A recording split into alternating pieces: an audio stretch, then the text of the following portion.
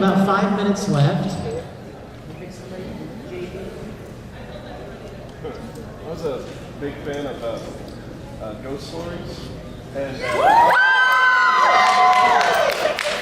was wanting to know if you know anything like that's gonna ever be in the works, or. I pray and pray that we will ever get to do something that fun again. For those of y'all that don't know the show he's talking about, it is a show called Ghost Stories. It was a very unpopular show that was not intended to be for children, but basically in Japan got shoved into a children's time slot. Horrible, awful show, not interesting to watch at all. And when ADV finally got the rights to it, the Japanese said, look, you can do whatever you want to the show to make it sell. And with that, we did just that. We totally Mystery Science theatered the whole show.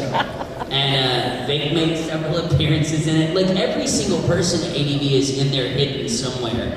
But we got to take pot shots at Christian Slater. We made fun of, like who? Who? Rachel Ray. Oh, Rachel Ray, I didn't see that one. Oh, that's right, we did. We were talking about our cankles. The thing that makes me mad is I play a little Jewish kid in the show, and I so wish Mel Gibson would have lost his mind earlier so we could have had him and Tom Cruise.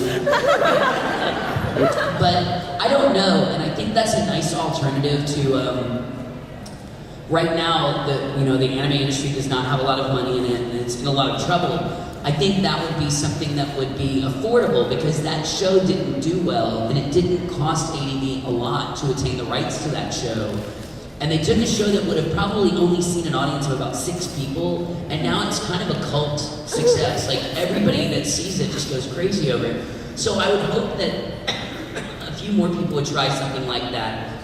And not with a show like Evangelion or Samurai 7, not anything serious, but just some whack show, that didn't have an audience. But, I've got my fingers crossed. Do you guys have any big fan stories? Hysterical. That's a whole different panel. She asked if we had any fun fan stories, and there are plenty. The more of these you do, the crazier they get. Yeah, they do get crazy. I had one happen the other day, but I'm not going to mention that one because that person might be here. But I've got MySpace or whatever, I friend just about anyone, and so I friend this guy that I've never talked to in my entire life, and then he sends me like this email thing. He says, "I'm your biggest fan. Can I live with you? And will you?" And it continues. And will you help me get a job and maybe buy me a car? Please respond back. I was like, no.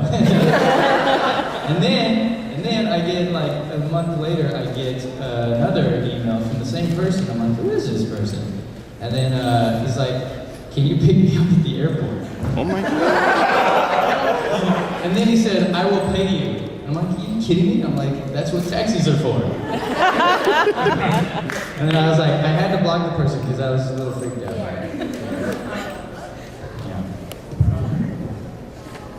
I was also asked once if I was afraid of being raped by fans.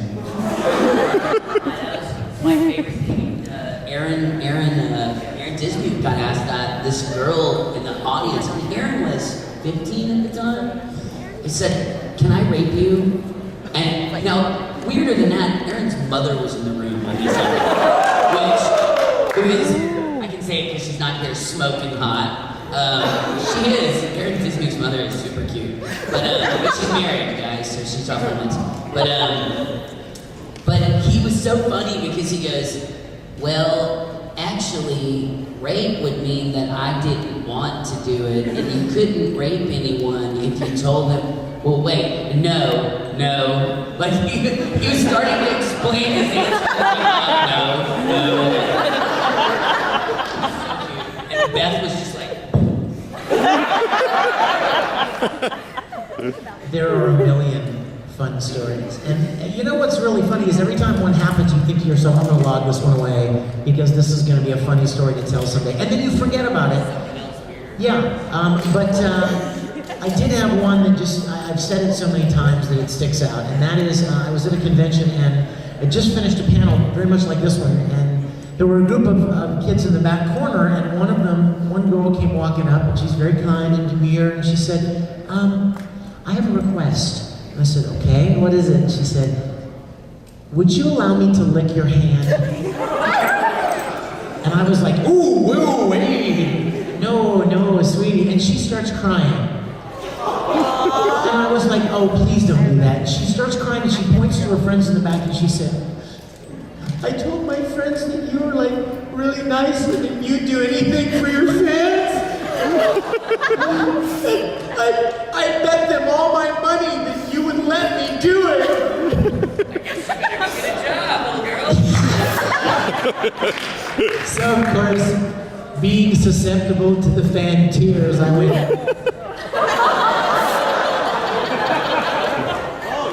But here's the funny thing. There have been like 3 or 4 conventions since that this girl shows up and she's like actually proud that she was that person. Like she'll jump up in the crowd and go, that was me!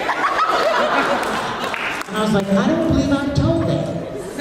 I don't know if you want to tell people that, but yeah, that was one incident that was quite interesting. Are we out of time? Out of time. Okay, listen, out of time means that there are plenty more fun things for you guys to do coming up. Don't forget the concerts tonight. I was gonna say in a row, you, and then me. That's right, yeah. Mine, I believe, is at 6, and then Johnny and I Shine right after me, and then come to Greg's Spanish.